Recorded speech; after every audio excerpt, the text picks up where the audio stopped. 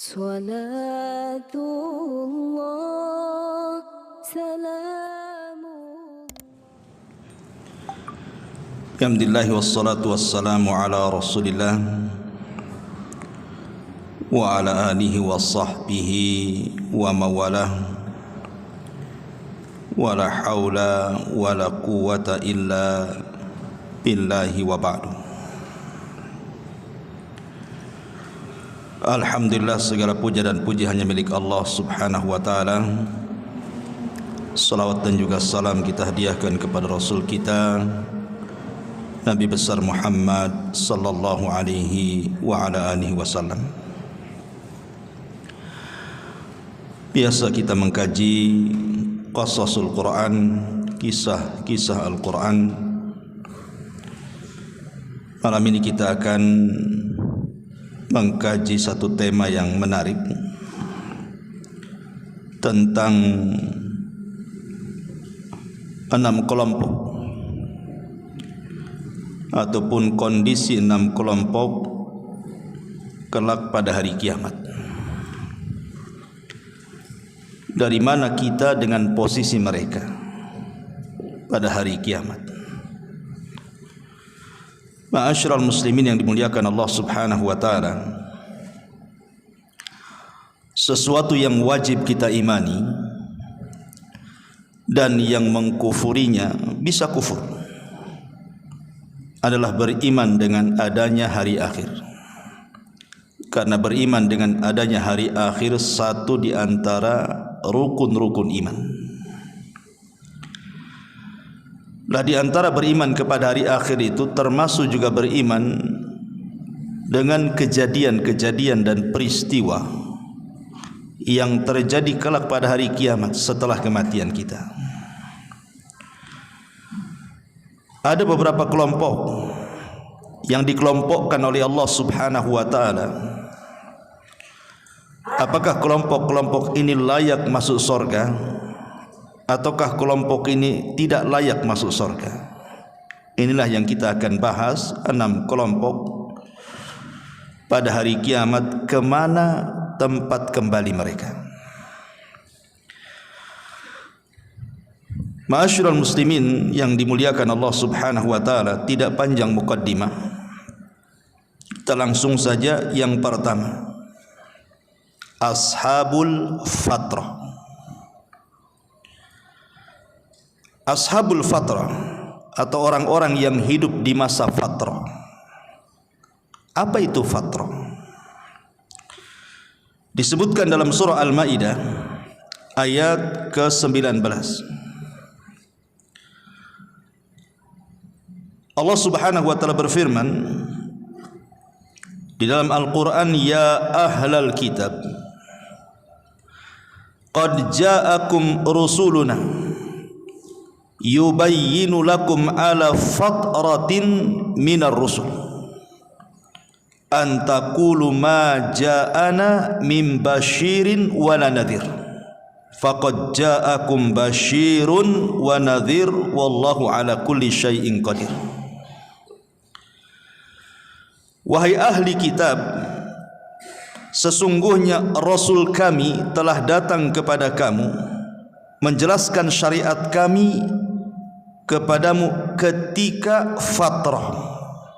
Di sini ada kalimat fatrah, maksudnya terputus pengiriman rasul-rasul. Agar kalian mengatakan tidak ada datang kepada kami seorang pembawa berita gembira ataupun pemberi peringatan.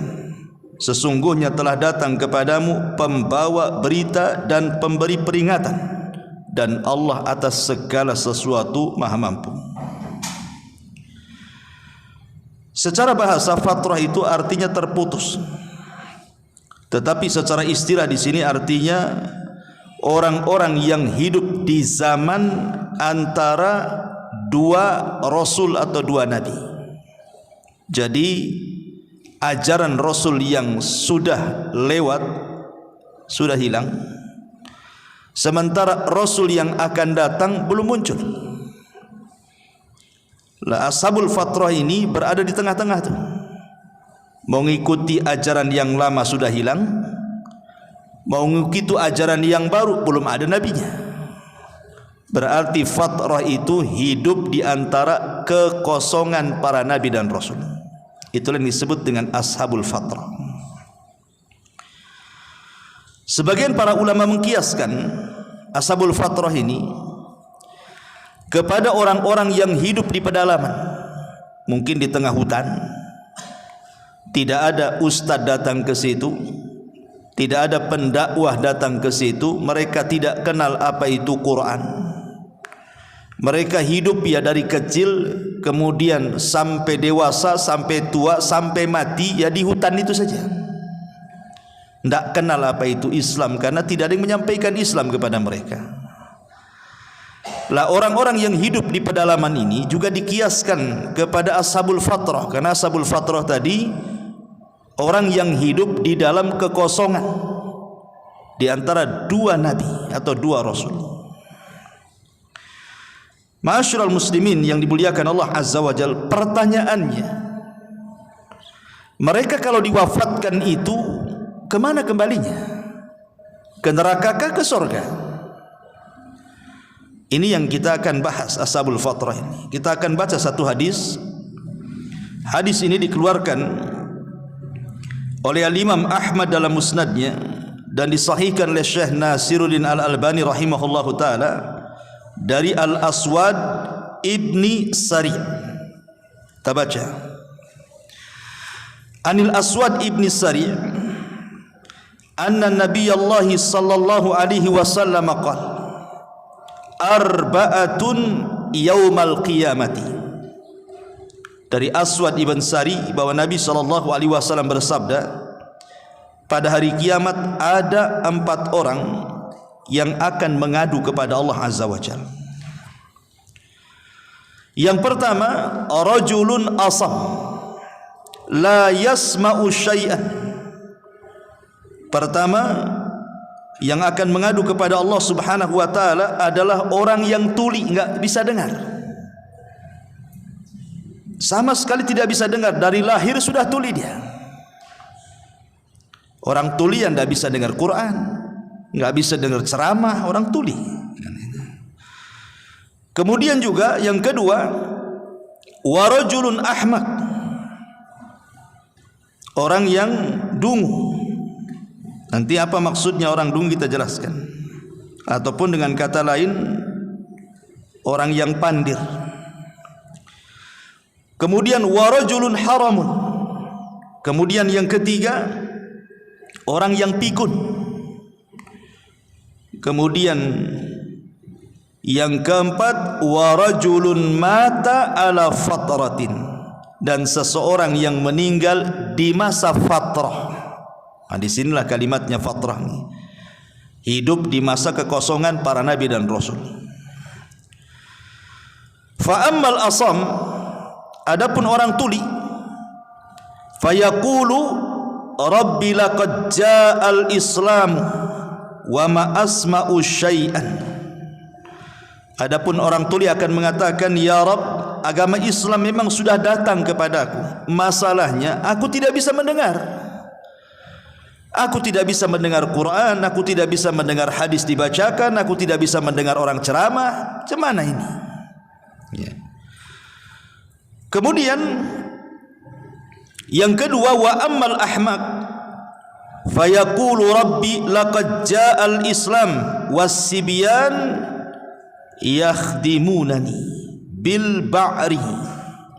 Adapun orang yang pandir, agak sedikit gila-gila, memang sudah datang Islam kepadaku, tapi anak-anak melempari aku dengan batu.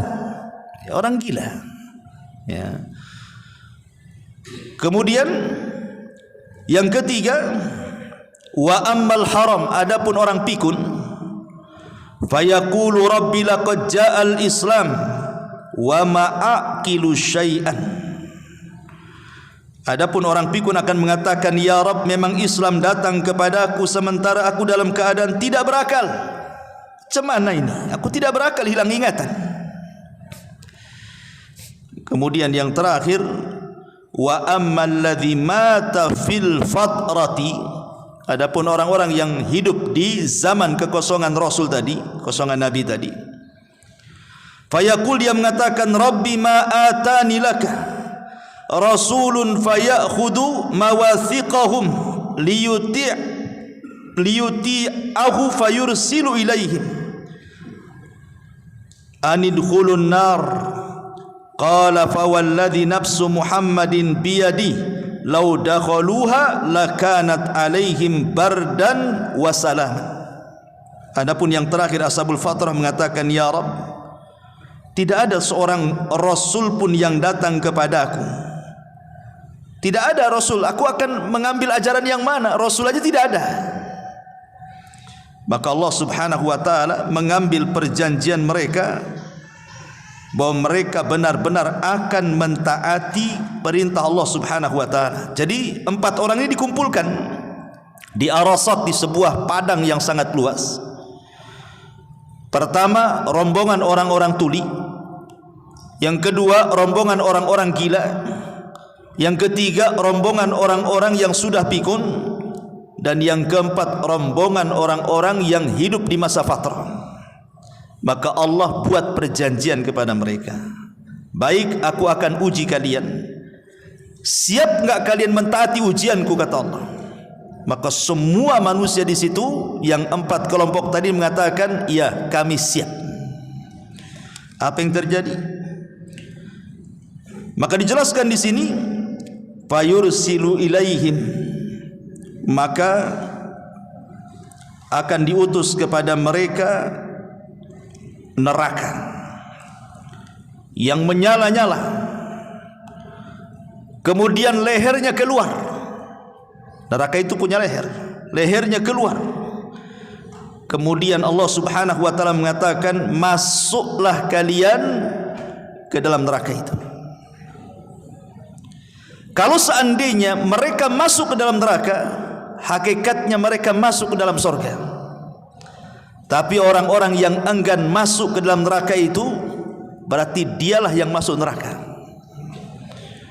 Makanya di sini Nabi SAW mengatakan, demi zat yang jiwa Muhammad berada di tangannya, seandainya mereka memasukinya, sesungguhnya neraka itu menjadi sejuk dan selamat bagi mereka. Itulah ujian mereka, Ashabul Fatrah. Karena yang namanya manusia, ikhwatu fiddin, walaupun tidak punya agama, tidak punya keyakinan, pasti di situ ada orang baik, di situ ada orang jahat. Walaupun tidak punya agama tuh, Ashabul Fatrah itu pasti ada orang baiknya. Ya, mungkin baik dengan temannya, baik dengan tetangganya, dan secara tabiat pasti ada orang jahatnya di situ. Makanya diuji seperti itu. Disediakan neraka, kemudian disuruh masuk. Kalau mereka mentaati Allah dan mereka masuk, selamat mereka. Tapi kalau mereka tidak mau masuk, mereka tidak selamat. Kenapa kemudian seperti itu? Karena kaidah Al-Quran yang disebutkan dalam surah Al-Isra ayat 15 itu, wa ma kunna mu'adzibina hatta nab'atsa rasulah. Kami tidak akan mengadab siapapun sebelum Rasul diutus kepada mereka. Dan itu keadilan Allah. Allah itu maha adil, tidak mungkin mengadab sebuah kaum kalau Rasul tidak diutus di situ. Makanya setiap orang yang masuk ke dalam neraka akan ditanya oleh Allah Subhanahu wa taala. Sebagaimana Allah Subhanahu wa taala mengatakan, kullama ulqiya fiha faujun sa'alahum khazanatuhum. Setiap kali sekumpulan orang-orang kafir itu dilempar ke dalam neraka, maka malaikat-malaikat penjaga neraka akan mengatakan, alam ya'tikum nadhir, bukankah sudah datang kepada kalian pemberi peringatan? Qalu, mereka mengatakan, bala, ya, sudah sampai. Qad ja'ana nadhirun, peringatan itu sudah sampai kepada kami. Fakadzabna, kami pun mendustakannya. Artinya bahwa kalau seandainya mereka mengatakan tidak ada nabi yang sampai kepada kami, berarti Allah Subhanahu wa taala zalim menghadap mereka. Karena bagaimana mengadab sebuah kaum yang belum datang peringatan kepada mereka? Makanya Allah Subhanahu wa taala akan bertanya kepada penuh neraka, bukankah sudah datang kepada kalian para rasul? Mereka mengatakan, ya sudah pantas kalian diazab. Karena Allah Subhanahu wa taala tidak mungkin zalim. Karena Allah Subhanahu wa taala zat yang maha adil. Ma'asyiral muslimin yang dimuliakan Allah Subhanahu wa taala. Ini yang pertama, ashabul fatrah. Yang kedua, ashabul a'raf. Dalam Quran itu ada surat namanya surah Al-A'raf. Apa Al-A'raf itu? Disebutkan di dalam surah Al-A'raf ayat 46 sampai 49. Kita baca ayatnya. Allah Subhanahu wa taala mengatakan, wa bainahuma hijabun wa alal a'rafi rijalun ya'rifuna kullam bisimahum wa nadaw ashabal jannah an salamun alaikum lam yadkhuluha wa hum yadma'un wa idza surifat absaruhum tilqa'a ashabin nar qalu rabbana la taj'alna ma'al qaumidh zalimin wa nadaw ashabal a'raf wa nada ashabul a'rafi rijalan ya'rifunahum bisimahum qalu ma aghna ankum jam'ukum wa ma kuntum tastakbirun haula'i alladhina aqsamtum la yanaluhumullahu birahmati udkhulul jannah la khaufun alaihim wala antum tahzanun. Perhatikan surah Al-A'raf ayat 46 sampai 49. Dan di antara keduanya, maksudnya keduanya di sini antara sorga dan neraka, ada tabir yang menghalangi orang-orang ini. Maksudnya orang-orang ini adalah orang-orang yang berada di atas A'raf, tempat tinggi. Dari sini kita tahu bahwa A'raf itu secara bahasa adalah tempat yang berada di ketinggian. Itu disebut A'raf. Tapi maksudnya A'raf di sini artinya orang yang berada di tengah-tengah antara sorga dan neraka. Itulah A'raf. Makanya Allah Subhanahu wa taala mengatakan, dan di antara keduanya penghuni sorga dan neraka ada tabir, dan di atas A'raf tempat yang tinggi itu ada orang-orang yang saling mengenal masing-masing dengan tanda-tandanya.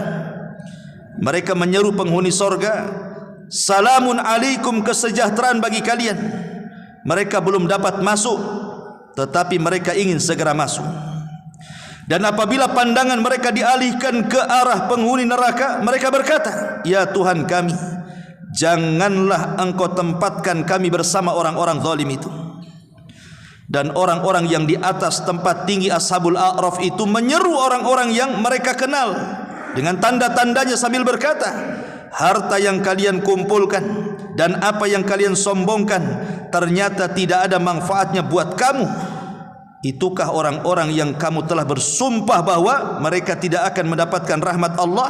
Maka Allah berfirman, masukkanlah kamu ke dalam sorga, tidak ada rasa takut padamu dan kamu tidak pula bersedih hati. Dari ayat ini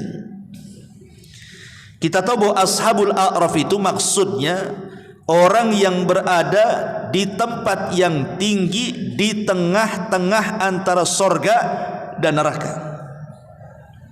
Dia di tengah-tengah saja tuh.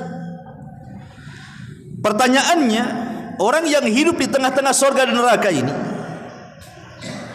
kemana tempat kembalinya? Dan siapa A'raf ini? Kenapa diletakkan di tengah-tengah sorga dan neraka tuh? Baik, kita akan mengambil beberapa pendapat para ulama. Qala Hudzaifah, berkata Hudzaifah dan juga Abdullah ibn Abbas radhiyallahu anhuma, hum qaumun istawat hasanatuhum wa sayyi'atuhum faqasurat bihim sayyi'atuhum 'anil jannah wa tazawajat bihim sayyi'atuhum 'anin nar fawuqifu hunaka hatta yaqdiyallahu fihim ma syaa thumma yudkhiluhumul jannah bi fadli rahmati. Menurut Hudzaifah ibn Yaman dan Abdullah ibn Abbas, Ashabul A'raf itu artinya orang-orang yang antara kebaikan dan keburukannya itu sama. Kebaikannya 50%, keburukannya 50%. Dia sama saja tuh, di tengah-tengah. Kebaikannya tidak lebih, keburukannya juga tidak lebih, sama. Lah kebaikan yang 50% ini menghalangi dia dari masuk ke dalam neraka. Tapi keburukan yang 10% ini menjadikan dia tidak masuk surga. Makanya di tengah-tengah tuh. Tetapi setelah kemudian mereka dihisab, dan mereka dihisab paling terakhir. Setelah semua dihisab, mereka paling terakhir. Tetapi Allah Subhanahu wa ta'ala memasukkan mereka ke dalam surga dengan rahmatnya. Dari sini kita tahu Ashabul A'raf itu walaupun mereka dihisab paling terakhir, tapi ujung-ujungnya masuk surga dengan rahmat Allah Subhanahu wa ta'ala. Karena masuk surga itu bukan karena keadilan Allah, tidak. Orang masuk surga itu karena rahmat. Kenapa karena rahmat? Kenapa bukan karena keadilan? Karena seandainya kita ini melakukan sujud dari mulai lahir sampai mati, kita jadikan untuk sekali sujud kepada Allah, tidak pernah maksiat, itu belum bisa kita ini mensyukuri nikmat Allah Azza wa Jalla. Makanya Allah mengatakan kalla lamma yaqdima amarahu dalam surah Abasa. Sekali-kali manusia itu tidak sanggup menjalankan semua perintah Allah. Artinya kalau seandainya kita tidak pernah bermaksiat kepada Allah, kita habiskan hidup kita untuk ibadah, itu belum bisa mensyukuri nikmat Allah.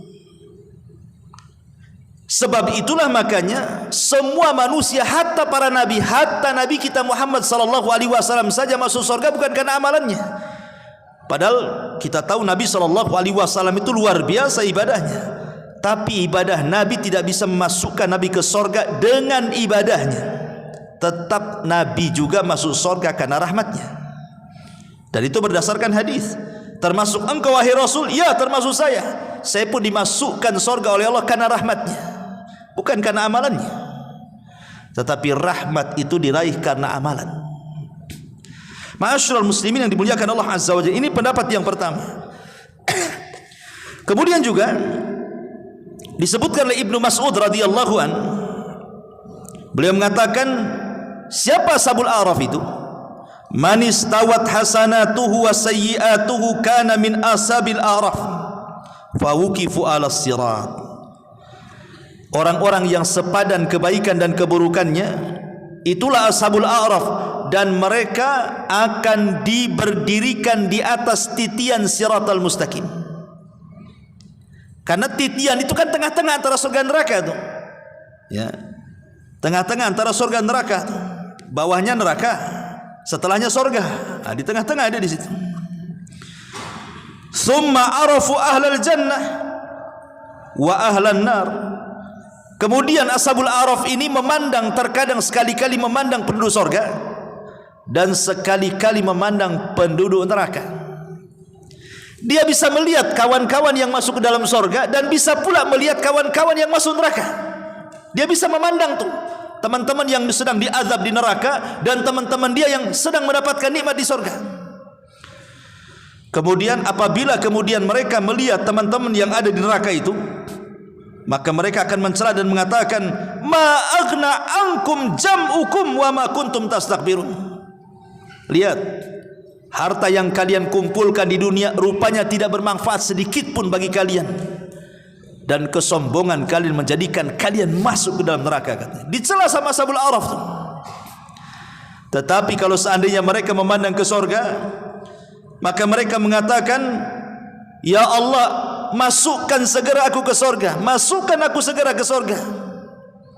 Tapi tidak juga dimasukkan, sampai betul-betul semua manusia dihisab, baru mereka terakhir, baru mereka dimasukkan ke dalam surga. Ini pendapatnya Abdullah bin Mas'ud radhiyallahu anhu.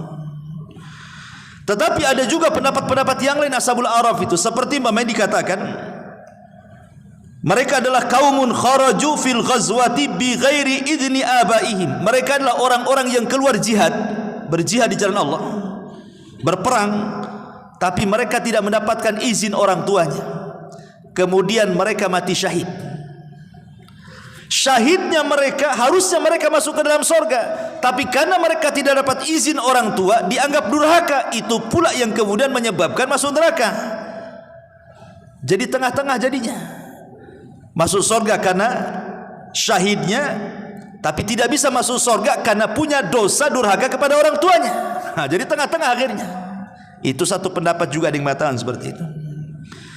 Ada juga yang mengatakan bahwa Ashabul A'raf di sini adalah hum kaumun radiya anhum ahadul abawaini dunal akhar, ataupun orang yang bermuamalah dengan kedua orang tuanya. Ibunya redha dengan kita tapi bapaknya tidak redha, atau sebaliknya. Keredoan salah satunya menjadikan dia masuk surga, tapi tidak redha salah satunya menjadikan dia masuk neraka jadinya. Jadi tengah-tengah tuh. Makanya mencari redha kedua orang tua, bukan salah satu dari orang tua, gitu maksudnya. Jadi orang-orang yang kemudian hanya mencari redha satu saja dan mengabaikan yang lainnya, itulah Ashabul A'raf. Ada juga yang berpendapat seperti itu. Ma'asyiral muslimin yang dimuliakan Allah Azza wa Jalla. Dan banyak lagi pendapat-pendapat yang lain, tetapi pendapat yang masyhur dari kalangan ulama mufassirin, ahli tafsir, adalah pendapat yang pertama tadi. Orang-orang yang seimbang antara kebaikan dan keburukannya, mereka lah Ashabul A'raf, tapi ujung-ujungnya mereka pun masuk ke dalam surga. Ini kelompok yang kedua. Kelompok yang ketiga, mereka adalah orang-orang yang meninggal di waktu bayi. Mereka orang-orang yang meninggal di waktu bayi. Dan orang-orang yang meninggal di waktu bayi ini kan ada macam-macamnya kan. Ada anak dari orang-orang Islam, bayi-bayi orang Islam, tapi juga ada bayi-bayi orang kafir. Apakah bayi orang Islam ini beda dengan bayi orang kafir kelak pada hari kiamat? Tempat mereka itu mungkin bayi orang Islam masuk surga, bayi orang kafir masuk neraka, kan ikut bapaknya, atau gimana? Ma'asyiral muslimin yang dimuliakan Allah Subhanahu wa taala.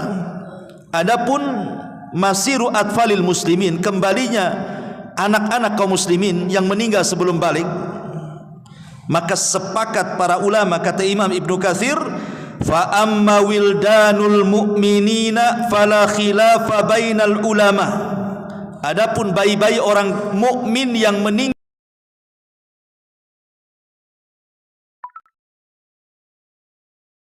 tidak ada khilaf ulama, mereka masuk surga. Tidak ada khilaf ulama, mereka masuk ke dalam surga. Sebagaimana juga dinukilkan oleh Al-Qadi Abu Ya'la Ibn Farra Al-Hambali dari Imam Ahmad Ibn Hanbal rahimahullahu ta'ala, di mana Imam Ahmad mengatakan la yakhtalifu fihim annahu min ahlil jannah. Tidak ada satupun ulama berselisih, kata Imam Ahmad, bayi-bayi ini masuk surga. Yang diperselisihkan para ulama adalah bayi-bayinya orang kafir. Kemana tempat kembalinya tuh bayi-bayi orang kafir itu? Pendapat yang pertama, annahum fil jannah, mereka tetap masuk surga, sama dengan bayi-bayi orang-orang yang beriman, karena mereka terlahir fitrah tidak punya dosa. Lalu apa sebabnya mereka masuk neraka? Orang masuk neraka itu karena punya dosa. Bayi ini belum punya dosa, maka mereka di surga. Kemudian pendapat yang lain, annahum alal a'raf, mereka dikategorikan sebagai ashabul a'raf dalam kelompok yang kedua. Mereka masuk dalam ashabul a'raf, kelompok yang kedua. Ini satu pendapat. Pendapat yang kedua, annahum ma'a abaihim finnar, tetap bayi-bayi orang kafir ikut bapaknya di neraka. Dan ini pendapat yang dinasabkan kepada Al-Qadi Abu Ya'la. Kemudian juga pendapat yang ketiga, tawakuf, tidak mau mengatakan bayi-bayi orang kafir di sorga, ataupun tidak mau mengatakan bayi-bayi orang kafir di neraka. Seperti ucapan Hammad ibn Zaid, Hammad ibn Salamah, Al-Imam Ibnul Mubarak, kemudian Imam Ishaq ibn Rahawi dan yang lainnya mengatakan, aku tidak bisa memastikan apakah mereka di surga atau neraka. Tawakuf, diam, tidak mau berpendapat. Kemudian pendapat yang keempat, annahum khadamu ahlil jannah. Mereka adalah masuk ke dalam surga tapi akan jadi pembantu, akan menjadi pembantu-pembantu penduduk surga. Seperti Allah mengatakan dalam Al-Quran, wildanun mukhalladun bi aqwabin wa abarika wa ka'sim min ma'in. Mereka akan dijadikan anak-anak yang kemana-mana bawa gelas, bawa teko, melayani orang-orang yang ada di surga itu. Itu pendapat yang keempat. Mereka adalah khadamu ahlil jannah. Dan ini dikatakan oleh Syekhul Islam Ibn Taimiyah rahimahullahu taala dalam Majmu'ul Fatawa dan mengatakan la asla li hadzal qaul. Walaupun kata Ibn Taimiyah tidak ada dalilnya katanya, tapi ya pendapat dinukilkan saja. Ya. Kemudian yang kelima, annahum yumtahanuna fil akhirah. Ada yang berpendapat bayi-bayi orang kafir sama dengan kelompok pertama ashabul fatrah, diberikan ujian oleh Allah Subhanahu wa ta'ala. Tetapi kesimpulannya, saya mengambil pendapat Imam Nawawi. Ma'ruf Imam Nawawi, imamnya mazhab Syafi'i. Semua mazhab Syafi'i pasti mengacu kepada pendapat Imam Nawawi. Ya. Qala an-Nawawi rahimahullahu ta'ala ba'da an haka aqwalal ulama'i fihim was-salis was-sahih alladhi dhahaba ilaihi al-muhaqqiquna annahum min ahlil jannah. Pendapat Imam Nawawi setelah menjelaskan perselisihan yang banyak sekali yang saya sebutkan tadi, beliau mengatakan bayi-bayi orang kafir itu sama dengan bayi-bayi orang yang beriman. Mereka akan masuk ke dalam surga. Artinya kembalinya ke surga. Ini kelompok yang ketiga. Kita masuk kelompok yang keempat, orang-orang kafir dan orang-orang musyrik. Mereka mati di atas kekafiran dan mati di atas kesyirikan. Maka Allah Subhanahu wa ta'ala dengan tegas mengatakan dalam surah Al-Bayyinah ayat 6, innal ladzina kafaru min ahlil kitabi wal musyrikina fi nari jahannama khalidina fiha. Sesungguhnya orang-orang kafir dari kalangan ahli kitab, maksudnya Yahudi dan Nasrani, dan orang-orang musyrik, maka mereka akan dimasukkan ke dalam jahanam dan mereka dikekalkan di dalamnya selama-lamanya. Jadi kelompok yang keempat ini masuk neraka, tidak akan keluar. Siapa mereka? Orang yang mati di atas kekafiran dan orang yang mati di atas kemusyrikan.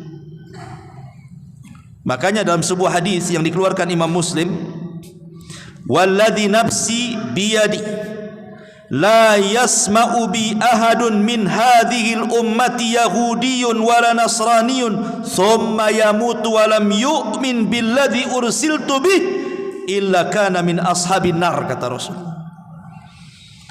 Demi zat yang jiwaku berada di tangannya, kata Rasul, tidaklah satu pun kalangan Yahudi ataupun Nasrani yang mendengar kedatanganku kau tidak beriman, maka mereka tidak akan selamat. Mereka menjadi para penghuni neraka. Jadi kelompok yang keempat sudah jelas, orang kafir, orang musyrik, kalau mati tidak bertobat, maka mereka masuk ke neraka dan dikekalkan di dalamnya. Dan ayat-ayat tentang kekekalan mereka banyak. Innal ladzina kafaru wa kadzdzabu bi ayatina ulaika ashabul nar hum fiha khalidun. Orang-orang yang kafir yang mendustakan ayat-ayat kami, mereka masuk ke dalam neraka dan mereka kekal di dalamnya. Dan banyak lagi ayat-ayat yang bicara soal ini. Kemudian yang nomor 5, orang-orang yang beriman. Orang-orang yang beriman inilah kemudian terbagi menjadi 3. Orang-orang yang beriman terbagi menjadi 3. Ma'asyiral muslimin yang dimuliakan Allah Subhanahu wa taala, siapa mereka terbagi menjadi tiga ini? Yang pertama, orang-orang yang beriman yang dibagi tiga ini, yang pertama mereka adalah yang disebut dengan as-sabiqun.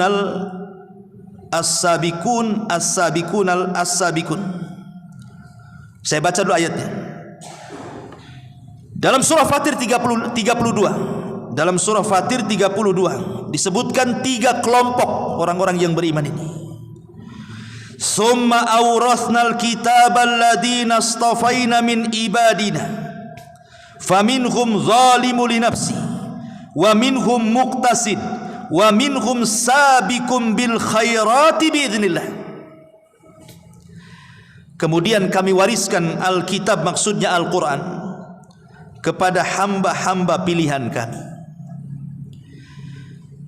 Kemudian orang-orang yang beriman terhadap Quran ini terbagi menjadi tiga. Faminhum zalimun li nafsi, di antara mereka ada yang mendolimi diri mereka. Ini yang pertama. Kemudian yang kedua, di antara mereka muqtasid, tengah-tengah. Kemudian yang ketiga, wa minhum sabiqun bil khairat, dan yang ketiga orang-orang yang berlomba-lomba dengan kebaikan dengan izin Allah Subhanahu wa taala. Baik, kita rinci satu-satu. Ma'asyiral muslimin yang dimuliakan Allah Subhanahu wa taala. Adapun yang pertama, disebutkan para ulama yang qasimun nas yaumal qiyamah ila thalathati asnaf. Manusia pada hari kiamat, maksudnya dari orang-orang yang beriman, terbagi menjadi tiga kelompok. Kaumun an yaminil arsy, ada satu kaum yang diletakkan di kanan arsy, di kanannya arsy, sebelah kanan arsy. Wa humul ladzina kharaju min syikki adamil aiman, dan merekalah orang-orang yang ruhnya keluar dari sebelah bahu kanannya Adam. Wa yu'tauna kutubahum bi aimanihim, dan mereka yang mengambil catatannya ketika dihambur-hamburkan Allah dengan tangan kanannya. Dan umumnya mereka masuk ke dalam sorga. Itulah yang disebut dengan muqtasid, tengah-tengah. Disebut ashabul yamin. Ashabul yamin itu sama dengan muqtasid. Kemudian yang kedua, wa akharuna an yasalil arsy, wa akharuna an yasharil arsy. Adapun mereka adalah orang yang di sebelah kirinya arsy. Kemudian mereka ruhnya keluar dari sebelah bahu kiri Adam alaihi salam, dan mereka yang mengambil catatannya dengan tangan kirinya. Maka merekalah umumnya masuk neraka. Tapi karena mereka dari kalangan orang yang beriman, mereka tidak dikekalkan di neraka, hanya diazab saja, dibersihkan dosanya. Itulah yang disebut dengan zalimul li nafsi, orang yang menzalimi dirinya. Adapun wa ta'ifatun, yang ketiga, sabiquna al khairat, orang-orang yang berlomba-lomba mencari kebaikan, maka mereka di atasnya ashabul yamin. Merekalah para nabi, merekalah para rasul, merekalah para siddiqin, merekalah para syuhada, merekalah orang-orang saleh yang disebutkan oleh Allah Subhanahu wa taala, ulaika ma'alladzina an'amallahu minan nabiyyina was-siddiqina wasyuhada wa salihin. Mereka adalah 4 kelompok. Mereka para nabi, mereka para siddiqin, mereka para syuhada, mereka para salihin. Ini sudah langsung sorga. Jadi kalau kita simpulkan orang-orang yang beriman ini, pertama orang-orang yang tinggi derajatnya, mereka as-sabiqunal awwalun, mereka as-sabiqunan bil khairat, para nabi, para siddiqin, orang-orang saleh, para syuhada. Ini kelompok yang paling tinggi, direct masuk sorga, nggak ada cerita. Kemudian yang kedua ashabul yamin. Ashabul yamin ini mereka masuk ke dalam sorga, boleh jadi mungkin setelah dihisab, hisabnya mudah, atau di antara mereka masuk surga tanpa hisab dan azab, atau mereka masuk surga dapat syafaat dan belum pernah mencicipi neraka, walaupun mereka sebenarnya harus masuk neraka dengan dosanya, tapi karena dapat syafaat mereka tidak masuk neraka, mereka masuk ke dalam surga. Adapun yang ketiga ini, mereka harus masuk neraka dulu, dibersihkan dulu dosanya, baru setelah itu dikeluarkan dari neraka dan dimasukkan ke dalam surga. Inilah tingkatan orang-orang yang beriman di akhirat, ya, tingkatan orang-orang yang beriman di akhirat. Adapun kenapa dijadikan tingkatan seperti ini, sebagian ahli tafsir mengatakan kenapa demikian, karena adapun as-sabiquna bil khairat, kenapa sabiquna bil khairat itu paling tinggi tingkatannya, dijelaskan oleh ahli tafsir karena mereka adalah al-fa'ilu bil wajibatil wal mustahabati at-tariku lil muharramati wal makruhati wa ba'dul mubahat. Karena mereka orang-orang yang melaksanakan kewajiban, melaksanakan sunnah, meninggalkan yang haram, meninggalkan yang makruh, bahkan yang mubah pun ditinggalkan. Siapa yang bisa melakukan ini, ikhwan? Kecuali para nabi. Yang wajib, yang sunnah dikerjakan, yang haram, yang makruh ditinggalkan, yang mubah saja ditinggalkan, karena tidak ada manfaatnya. Makanya mereka ini kelompok yang paling tinggi. Ini disebut sabiqum bil khairat. Adapun muktasid tengah-tengah, al-muaddi lil wajibat, at-tariku lil muharramat, wa qad yatruku ba'dal mustahabbat wa yaf'alu ba'dal makruhat. Mereka adalah orang-orang yang melaksanakan kewajiban, meninggalkan yang diharamkan, dan terkadang mereka meninggalkan yang sunnah, dan terkadang mereka melakukan yang makruh. Berarti kan ada kurangnya di sini. Ya, mereka melaksanakan yang wajib, mereka meninggalkan yang haram, tapi terkadang mereka tidak melakukan sunnah, terkadang mereka melakukan yang makruh, walaupun tidak ke yang haram. Makanya di tengah-tengah dia. Adapun zalimul li nafsi, yang terakhir, al-mufritu fi fi'li ba'dil wajibat, yang meremehkan sebagian kewajiban-kewajiban yang diwajibkan kepadanya, al-murtaqibu li ba'dil muharramat, bahkan mungkin juga melaksanakan sebagian yang diharamkan. Mungkin jatuh ke zina, mungkin jatuh ke khamar, mungkin jatuh ke judi, mungkin jatuh ke ghibah, dan begitu seterusnya. Tapi dia terkadang meninggalkan yang lain tapi mengerjakan yang lain. Begitu juga kewajiban, dia meremeh-remehkan kewajiban, makanya dia diletakkan yang paling bawah. Inilah kelompok yang kelima. Adapun yang terakhir, yang keenam, adalah bicara tentang kemana tempat kembali hewan, binatang-binatang. Kemana tempat kembali mereka, binatang-binatang itu? Setelah mereka mati semua, kemana binatang-binatang itu tempat kembalinya? Ma'asyiral muslimin yang dimuliakan Allah Subhanahu wa taala, karena Allah mengatakan wa idzal wuhushu husyirat, karena pada hari kiamat semua binatang akan dikumpulkan. Di sini Allah Subhanahu wa taala menyebutkan binatang yang paling buas dulu. Wa idzal wuhush itu binatang buas, artinya Allah hanya menyebutkan sebagian untuk secara keseluruhan. Jadi semua akan dikumpulkan, dari yang buas sampai ke yang jinak. Semua dikumpul. Tidak ada satupun binatang yang hidup di bumi kecuali akan berkumpul di padang mahsyar. Untuk apa? Karena kenapa kemudian mereka kok dibangkitkan juga? Ini disebutkan dalam Al-Quran surah Al-An'am, wa ma min dabatin fil ardi wala ta'irin yatiru bi janahihi illa umamun amsalukum ma farratna fil kitabi min syai'in thumma ila rabbihim yuhsyarun. Dan tidaklah binatang yang melata di bumi, tidak pula burung yang terbang dengan kedua sayapnya, kecuali mereka juga umat sama seperti kalian. Dan kami tidak pernah meninggalkan sedikit pun kecuali sudah jelas dalam Quran. Kemudian mereka pada hari kiamat akan kembali kepada Rabb mereka. Untuk lebih jelas lagi, kita baca hadis Abu Hurairah radhiyallahu anhu yang dikeluarkan oleh, atau yang disahihkan oleh Syekh Albani rahimahullahu ta'ala dalam kitabnya Silsilatus Sahihah. Dari hadis Abi Hurairah radhiyallahu anhu, Nabi sallallahu alaihi wasallam mengatakan, la tu'addunnal huquq ila ahliha yaumal qiyamah hatta yuqada lisyatil jalha minasyatil qarna.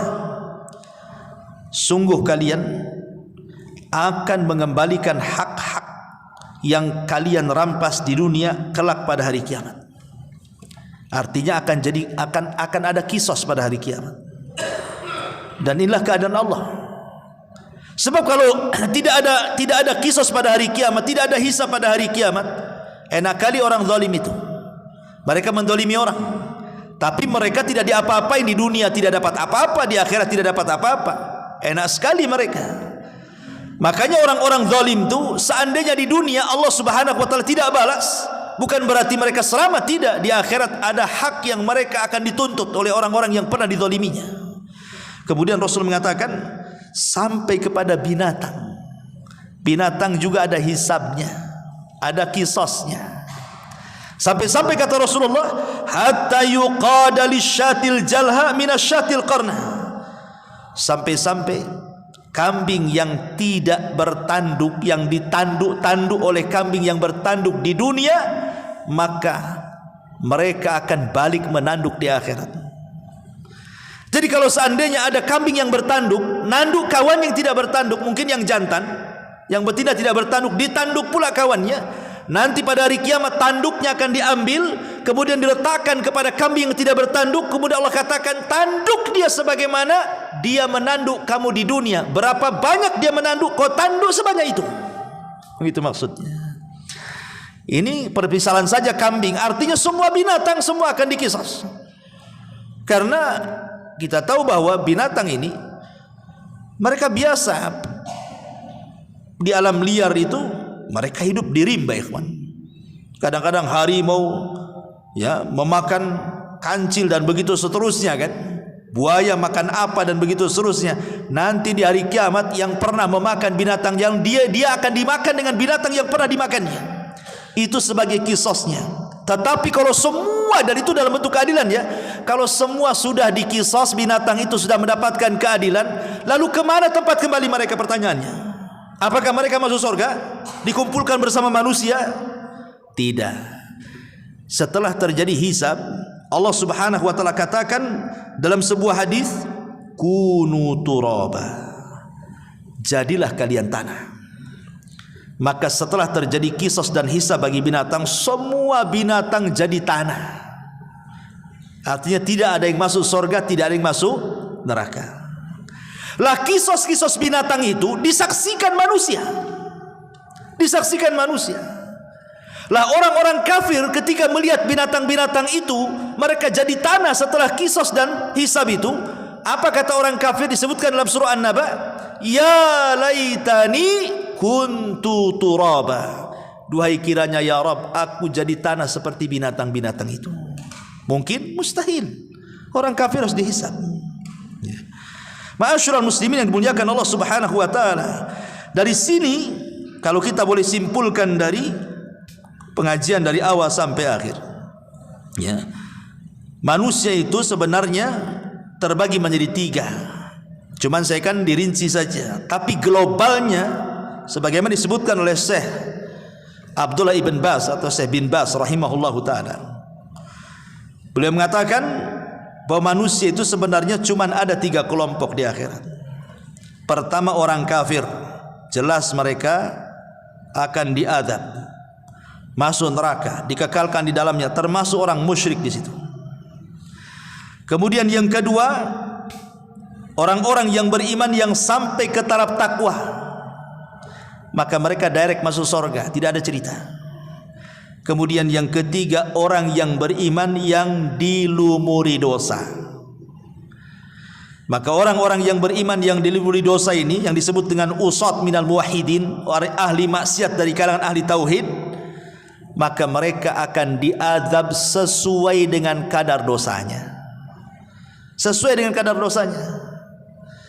Kalau seandainya dia di dunia umpamanya memakan harta anak yatim, maka jelas Allah mengatakan alladzina ya'kuluna amwalal yatama zulman innama ya'kuluna fi butunihim nara.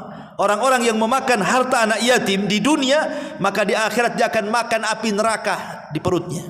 berarti jelas hukumannya.